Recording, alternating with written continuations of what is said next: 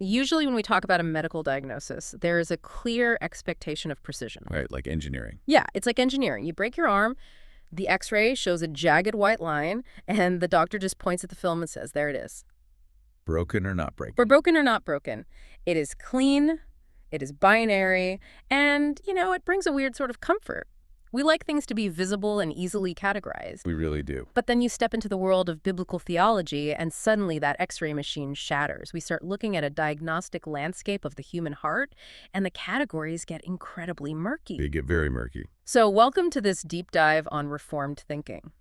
For you listening right now, the mission for our time together is a comprehensive linguistic and theological analysis of the Greek word sarx, which is commonly translated in our English Bibles as flesh. And we are setting a very specific lens for this study. Yes, as adherents to the Westminster Confession, we are going to examine how the historical definition of this word perfectly frames the biblical doctrine of humanity's fallen nature and our complete reliance on divine grace. It's a huge topic. It is. We are going to progress from ancient Greek medical texts to Old Testament poetry, into the Dead Sea desert communities, and finally into the staggering theology of the Apostle Paul. Which is where it all comes together. Right. By the end of this, you are going to be equipped with a much sharper theological vocabulary to understand your own condition. The diagnostic waters are definitely murky until you trace the history. That is what makes this an incredibly necessary conversation. I mean, when we hear the word flesh in a modern 21st century context, we immediately jump to a couple of very specific, usually negative conclusions. Oh, for sure. We either think of the literal physical body in a scientific sense, or we jump straight to specific types of immorality. Usually sexual sins or gluttony. Yeah, those are the big ones. But to grasp what the biblical authors meant, we have to completely strip away those modern assumptions. We really do. We need to rewind the clock and look at the earliest Greek uses of sarx. If we go back to the dawn of Western literature, to Homer's epics like the Iliad and the Odyssey, sarx was a strictly anatomical term. So it had zero moral baggage? None at all. Yeah. It literally meant the muscular part of a human or animal body. It was just the meat. Like literal physical meat? Yes. When Homer describes a spear piercing a warrior on the battlefield of Troy, he describes the bronze point tearing through the sarx. Oh, wow. Yeah, it is just the physical substance of the organism. And this neutral descriptive use carried right over into early science. You mean like medical texts? Right. If you read the medical treatises of Hippocrates, Sarx specifically described the layer of tissue sitting between the skin and the bone. So it's just a biological layer. Just a layer. The earliest Greek thinkers often used the plural form, sarkes, to describe the masses of muscle that allow a body to move. Or the actual animal meat that was butchered and prepared for a feast, I assume? Yes, it was a completely neutral biological substance. But as Greek civilization developed, a massive philosophical shift occurred that changed how humanity viewed itself. The philosophers stepped in. They did. Thinkers like Plato began setting up a sharp contrast within the human person that started dividing humanity into two distinct competing parts. The physical versus the mental. Essentially, yes. You had the physical, corruptible sarx on one side, and the incorruptible mind, the nous, or the soul, the psyche, on the other. I want to stop right there and look at that split, because setting the physical material against the mind creates a massive cultural debate that we are still dealing with today. It really does. Plato essentially teaches that the body is a tomb. He uses the phrase somasema, the body is a grave. That's a dark way to look at biology. It is. For Plato, the physical material of the body was something heavy, something that decayed and broke down. Meanwhile, the true essence of a person was the immaterial soul that was longing to escape its physical confines. To return to the realm of pure forms. Yes, that was the goal. And here is where the philosophical landscape gets chaotic. You have this philosopher, Epicurus, who steps onto the scene and flips Plato's script upside down. Epicurus really shook things up. He did. He viewed the flesh, the sarx, as the primary seat of feeling and desire, which the Greeks called hedon. Hence the word hedonism. Right. Instead of seeing the immaterial soul as the highest good, Epicurus claimed that the desire of the belly was the root of all good. So he elevated the physical cravings. He built an entire philosophical system around the idea that avoiding physical pain and achieving equilibrium in the flesh was the highest possible human achievement. Which is a huge shift. He argued that since we experience the world exclusively through our physical senses, the comfort and tranquility of the sarx must be the target goal of life. So hearing that, it prompts a clarifying question for me. Let's hear it. Did the ancient Greeks invent the Christian idea of the sinful flesh? That's a fascinating question. Because listening to the Epicurean model, it sounds like they viewed the body as a biological machine that just blindly craves things: food, sex, comfort. While the mind is just the true person trapped inside, forced to deal with these cravings. Yeah.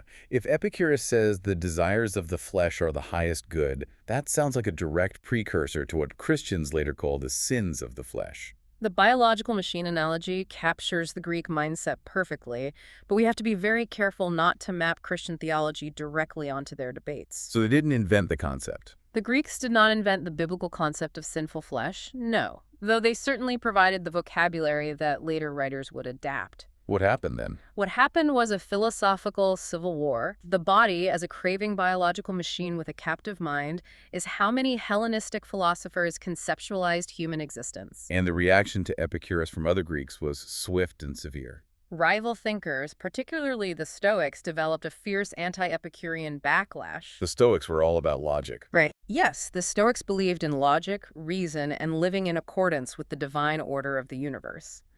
They were absolutely horrified by the idea that physical appetite should rule human behavior. I can see why that would bother them. Consequently, in these philosophical debates, the word flesh morphed into a derogatory catchword. To the Stoics, flesh became shorthand for unbridled sexuality, gluttony, and a pathetic lack of self-control.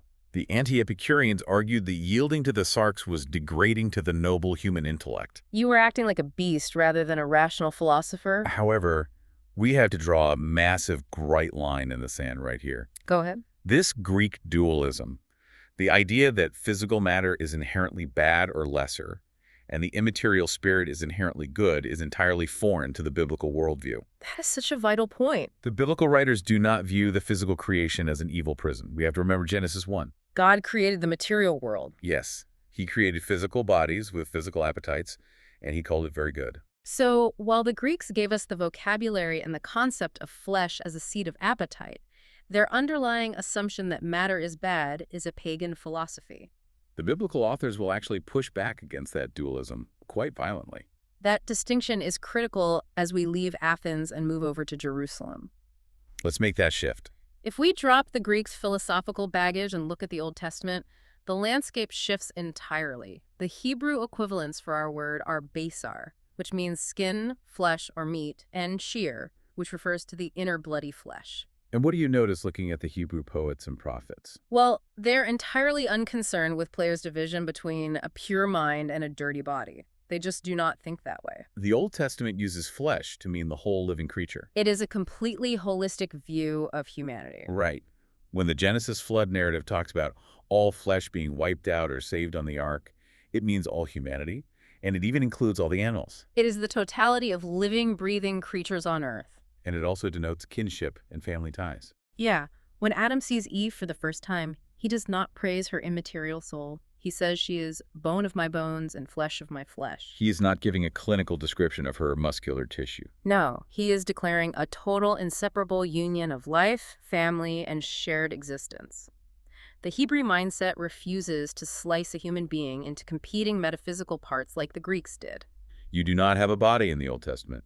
You are a body. That holistic Hebrew mindset is the necessary framework for understanding everything that follows. Because the Old Testament does not divide man into a good soul and a bad body, the theological contrast it sets up is entirely different. And frankly, much more realistic about the human condition. The massive theological shift in the Hebrew text is that basar represents human frailty, mortality, and weakness. But it represents those things specifically when compared to the eternal, omnipotent creator. Flesh is not evil matter.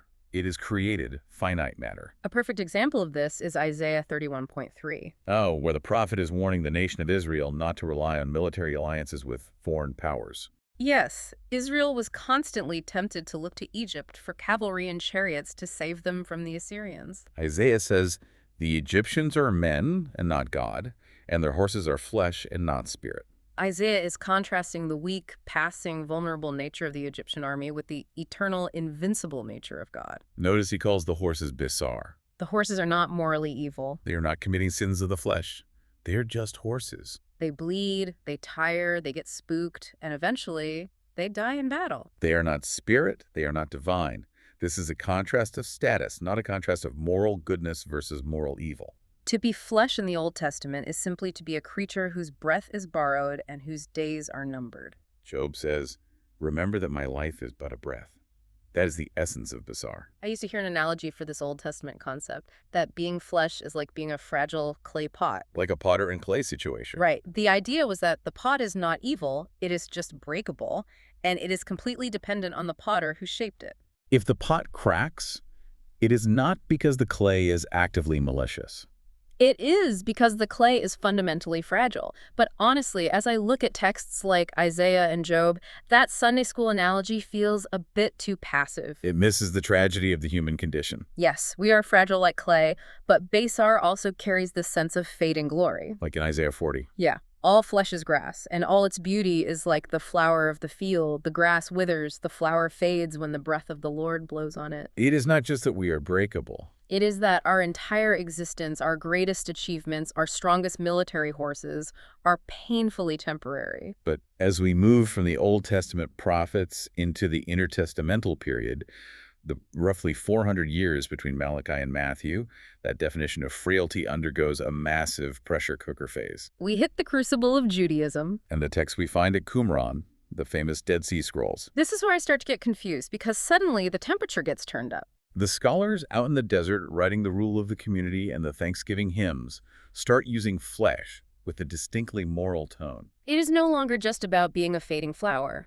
How does pristine Hebrew frailty suddenly turn into a moral failing? The sociopolitical and religious pressure of that intertestamental period is what causes that shift. You have to remember what happened to the Jewish people during those 400 years. They were subjected to wave after wave of Hellenistic cultural imperialism. Alexander the Great sweeps through, and later rulers like Antiochus Epiphanes try to force Greek culture, Greek religion, and Greek philosophy down their throats. The Maccabean revolt erupts, specifically because Greek culture was obsessing over the physical body in the gymnasiums in Jerusalem, and faithful Jews were appalled. In response to this cultural trauma, splinter groups like the Essenes retreated into the desert at Qumran to live lives of extreme purity.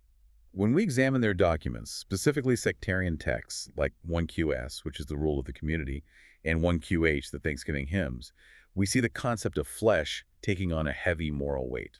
In these documents, flesh becomes associated with human hubris. The writers refer to the flesh of iniquity. They use the term to describe the natural blindness of mortals to divine mysteries.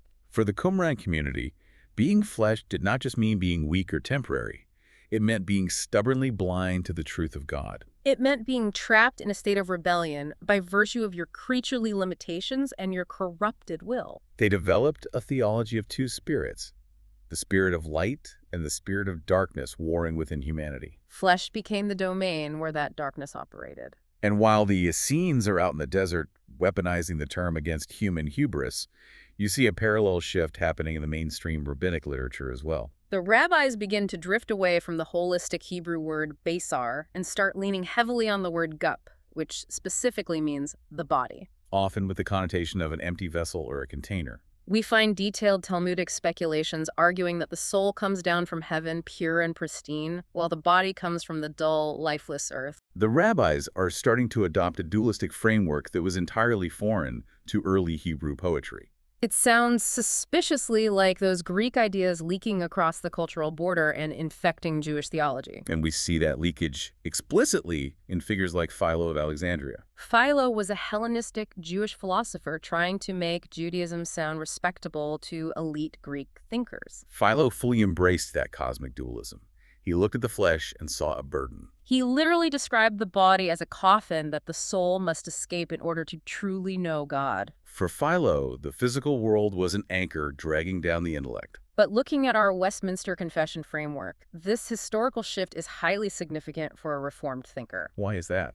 Because while Philo goes off the rails into pagan Greek philosophy, the Qumran texts are actually starting to point toward the Reformed biblical doctrine of radical corruption. The Essenes are grasping the reality that the human creature, in its natural fleshly state, is totally unable to direct its own steps without divine intervention. They recognize a pervasive spiritual blindness that clings to our mortal nature. This feels like the exact groundwork for the New Testament's diagnosis of total depravity. The Qumran community was absolutely laying that groundwork. Mm-hmm. They recognized that our frailty was not just physical, it was moral and spiritual. We are completely incapable of saving ourselves or generating our own righteousness. And that realization brings us to the absolute shockwave of the New Testament. Specifically, the scandal of the incarnation. To appreciate how massive the shockwave was, we first have to establish the synoptic baseline. When we read the Gospels of Matthew, Mark, and Luke, they mostly stick to the traditional Old Testament view of flesh. They use the idiom flesh and blood to mean human limitation. Think of the pivotal moment in Matthew 16 when Peter confesses that Jesus is the Christ, the Son of the living God. Jesus responds, "Blessed are you, Simon Bar-Jonah, for flesh and blood did not reveal this to you, but my Father who is in heaven." Jesus is saying, Peter, your natural human intellect, your finite creaturely capacity, did not figure this out on its own. Your basar is blind. This required a supernatural divine revelation. It is the classic distinction between the limited human sphere and the limitless divine sphere. But then we turn to the Gospel of John, and the theological landscape is permanently altered in a single sentence. John drops a theological bomb in the prologue of his gospel. John 1.14 says, "The Word became flesh." Sarx igeneto. Let's pause and consider how offensive that was to the ancient ear. For a Greek thinker or a Hellenistic Jewish philosopher like Philo, who thought the body was a coffin, that sentence is physically repulsive. It is scandalous. John is taking the concept of the logos, the divine reason, the organizing principle of the universe, the uncreated and perfectly pure eternal mind, and slamming it into the meat of the human body. The eternal God did not just put on a human disguise. He did not hover above the earth projecting a hologram of a man. He became Sarx. He assumed the totality of fragile, vulnerable, bleeding, sweating, dying human nature. That completely destroys the Greek idea that physical matter is inherently evil or lesser. If the eternal God can become flesh, then flesh itself, the physical creation, must be capable of bearing the divine glory. But this raises a really difficult issue. What's the issue? Later in John's Gospel, in chapter 6, we hit the bread of life discourse. Jesus stands in front of a crowd and commands his followers to eat his flesh and drink his blood if they want eternal life. The crowd is horrified. And frankly, if you are a first-century Jew listening to this, it sounds like he is demanding cannibalism and violating every Levitical law regarding the consumption of blood. Does sound like that. So what is Jesus actually demanding here? Because he cannot be talking about a literal magical property in his physical muscle tissue, right? It is arguably the most provocative discourse in the entire New Testament. And we have to read it carefully to avoid gross misunderstanding. Many of his followers abandoned him that very day because they took him hyper-literally. Jesus is not teaching that his physical cells contain a magical saving property. He's not teaching cannibalism. He actually clarifies his own provocative statement a few verses later in John 6.63. Saying, "It is the Spirit who gives life. The flesh counts for nothing. The words I have spoken to you are spirit, and they are life." He is explaining that his visible earthly appearance alone, the mere physical fact of his human body standing in front of them, cannot save anyone. Many people saw his physical flesh, touched him, heard him speak, and still crucified him. The flesh counts for nothing in terms of generating faith. To eat his flesh and drink his blood is a vivid metaphorical command to totally consume, internalize, and trust in his sacrificial death. You must receive the truth of his divine origin through faith, which is a gift of the Holy Spirit. The physical matter of his body is not a magic potion. It is the necessary instrument of his atoning sacrifice. The physical sacrifice had to happen. But the physical flesh counts for nothing if you do not have the Spirit to grant you the faith to see who he truly is and what that sacrifice accomplished. That clarification from Jesus in John 6 is the perfect bridge into the most critical section for Reformed theology. We're moving into the Apostle Paul's theology of the flesh, and this is the absolute heart of the discussion. Paul uses sarx in multiple, highly nuanced ways. And if we mix up his definitions, we end up with a wildly distorted view of the Christian life. Paul is not a one-trick pony when it comes to vocabulary. He uses flesh neutrally, he uses it historically, and he uses it in a negative theological sense. Let's look at the neutral uses first, because he does not always mean something sinister when he says sarx. Paul frequently uses sarx in a completely neutral, biological or historical sense, very much in line with the Old Testament concept of basar. Like when he talks about his physical ailments in Galatians or Corinthians, he calls them his thorn in the flesh. He is just talking about his physical body suffering from a malady. When he talks about his Jewish heritage in Romans 9, he refers to his kinsmen according to the flesh, or the people of Israel according to the flesh. He simply means natural earthly descent. He is tracing a biological family tree. And he uses it to describe the general sphere of human existence. When he tells the Galatians that the life he now lives in the flesh, he lives by faith in the Son of God, he means he is still walking around on planet Earth in a mortal body. In all these instances, there is zero moral judgment attached to the word. It is simply the condition of being a human being living in history.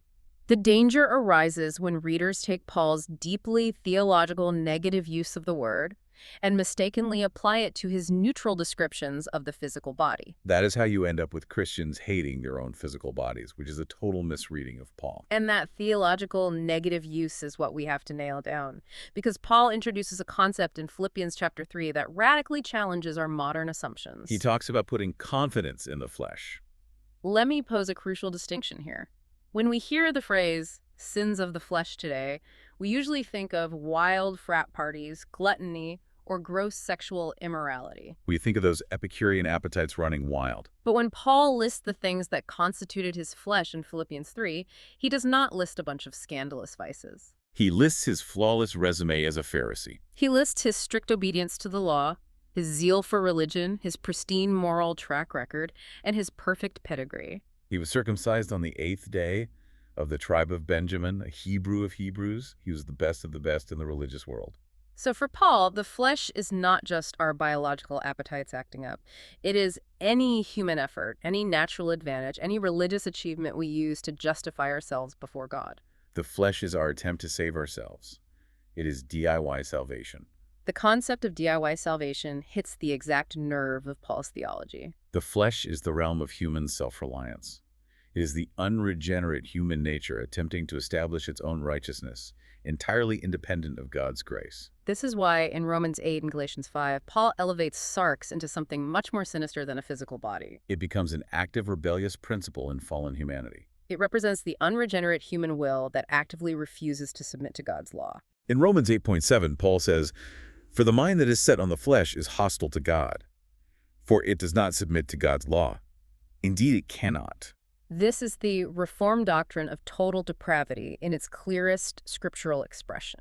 The fleshly mind might be highly religious, it might go to church every Sunday, it might be highly moral by human standards. But if it is relying on itself rather than the grace of Christ, it is in a state of absolute hostility toward the Creator. It cannot submit because submitting means admitting absolute bankruptcy. So when Paul sets up his famous contrast between the flesh and the spirit, which he does constantly in his letters, especially in Galatians, he is not setting up a Greek cage match between your physical body and your immaterial soul. He is not saying your physical arms and legs want to do bad things, but your ghostly spirit wants to do good things. He is absolutely not saying that. And that is the most common disastrous misinterpretation of Paul in the modern church. For Paul, flesh versus spirit is not physical matter versus immaterial ghost. It is the old, fallen, self-reliant human nature versus the Holy Spirit. It is the realm of human weakness, pride, and rebellion, contrasted with the realm of divine power and grace. A person can be sitting quietly in an empty room,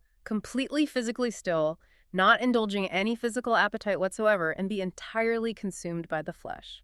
Because their mind is steeped in pride, self-righteousness, and hostility toward God. Conversely, a person can be eating a feast, enjoying the physical creation, and be entirely in the spirit.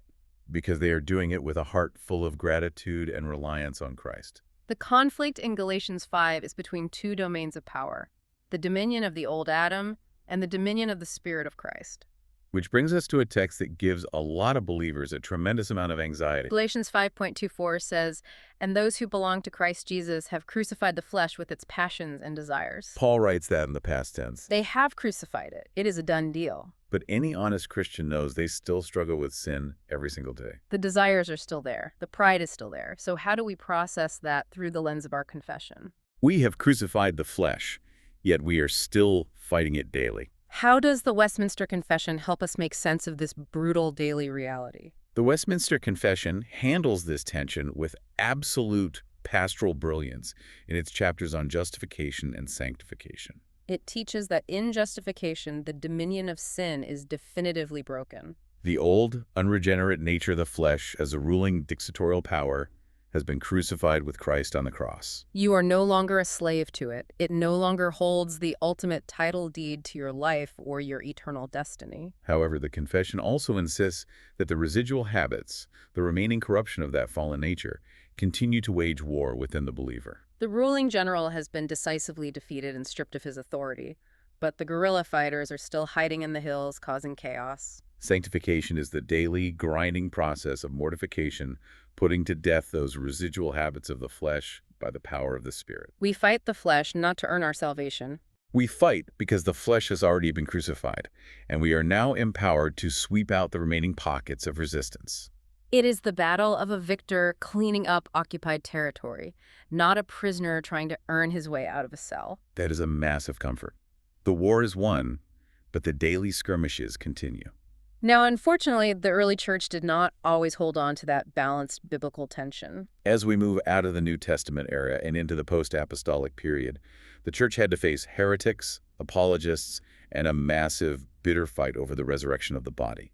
We encounter the Gnostic threat. The Gnostics, which included groups like the Manichaeans and the authors of texts like the Gospel of Thomas, took that old Greek hatred of the physical world and dialed it up to maximum volume. They claimed the physical flesh was an evil prison created by a wicked, incompetent lesser god whom they called the demiurge. They believed the true supreme God would never touch gross physical matter. For a Gnostic, salvation meant acquiring secret knowledge so you could permanently escape the physical body and return to a pure, spiritual realm of light. The physical world was an embarrassing mistake that needed to be discarded. The Gnostic threat was the single greatest existential crisis the early church faced. Because it attempted to destroy the core historical tenets of the Christian faith. The physical incarnation of Christ, the physical crucifixion, and the physical resurrection. If matter is inherently evil, as the Gnostics claimed, then the Word could not truly become flesh. Christ only appeared to have a body, a heresy known as Docetism. And if he did not have a real physical body, he did not really shed physical blood on a cross, and he certainly did not bodily rise from the grave. To combat this spiritualizing poison, the Orthodox defense, led by the post-apostolic fathers and apologists like Ignatius of Antioch and Justin Martyr, had to fight fiercely For the doctrine of the resurrection of the flesh. They insisted that God created the material world, called it good, and promised to redeem it. Ignatius vehemently argued that Jesus suffered in the flesh and rose in the flesh, and therefore our physical bodies have eternal value. Justin Martyr wrote extensively to defend the idea that our actual physical flesh will be raised from the dirt on the last day. They refused to concede an inch to the Gnostic hatred of biology. But the apologists had a massive textual problem on their hands, and the Gnostics loved to point it out. If Paul wrote in 1 Corinthians 15:50 that flesh and blood cannot inherit the kingdom of God, how did the early church apologists successfully argue for the resurrection of the physical flesh? Because on the surface, reading that one verse in isolation, it sounds like Paul agrees with the Gnostics. It sounds like he is explicitly saying no physical bodies in heaven. How do we reconcile Paul's statement with the Orthodox doctrine of a physical resurrection? The Gnostics weaponized that verse relentlessly, but the apologists and modern Reformed exegesis resolve the tension by paying close attention to Paul's use of idiom in 1 Corinthians 15. When Paul says, flesh and blood cannot inherit the kingdom, he's using a common Hebrew idiom for our current corruptible and mortal state. He is describing humanity in its current condition of weakness, subject to disease, decay, and death. He is not condemning physical matter itself as evil. He is saying that these current bodies, which are breaking down and dying, cannot inherit an eternal, imperishable kingdom. They would not survive. They must be changed. They must be glorified. The early church insisted on a physical resurrection because God created matter, declared it good, and redeemed it through Christ's physical resurrection. Christ did not leave his physical body in the tomb. He transformed it. Therefore, the resurrection of the flesh means that our material bodies will be rescued from corruption, glorified by the power of the Spirit, and made fit to live forever in an eternal, physical, new heavens and new earth. The Gnostics wanted to abandon the physical world. Orthodox Christianity demands its total restoration. That brings our progression full circle in such a satisfying way. Let's briefly recap the ground we have covered today. We started with the classical Greeks, who looked at sarx as mere anatomical muscle and meat. But eventually developed a philosophy that pitted the pure mind against the craving, biological machine of the body. Then we looked at the Hebrew poets, who used basar to describe the holistic frailty of the human creature standing before an eternal creator. We saw the crucible of Judaism at Qumran shift that frailty into a recognition of moral hubris and spiritual blindness. We marveled at the scandalous shockwave of John's Gospel, where the eternal Word actually became flesh. Validating the physical creation while demanding we look past the physical to trust his spirit. We unpack Paul's massive theological framework, realizing that the flesh is not just our biological appetites, but our rebellious, self-justifying human nature trying to establish its own righteousness apart from God's grace. And finally, we saw how the early apologists had to defend the goodness of the physical body against the Gnostics, securing our hope in a physical, glorified resurrection. Tracing that conceptual shift across centuries of history proves that taking the time to understand the linguistic background of a single word opens up the entire theological framework of the Bible. It protects us from falling into ancient pagan errors that still circulate heavily in modern Christian culture today. And that leads me to a final provocative thought for you, the listener, to mull over as we close this session. When you fall into sin, when you lose your temper with your kids, or act out of pride at work, or fail to love your neighbor, and you shrug your shoulders and blame the flesh, what do you actually mean? Are you accidentally acting like an ancient Gnostic, blaming your physical body, your biology, your hormones, or your tiredness, as if the physical machine is the real culprit? Or are you willing to look deeper, utilizing the reformed lens we apply today? Recognizing that the true flesh is not your physical body at all, but your own heart's stubborn desire to rule yourself instead of submitting to the grace of God. It is a diagnostic question that changes how you fight your sin entirely. Thank you for joining us for this deep dive on Reformed thinking. Keep reading, keep asking hard questions, and we will see you next time.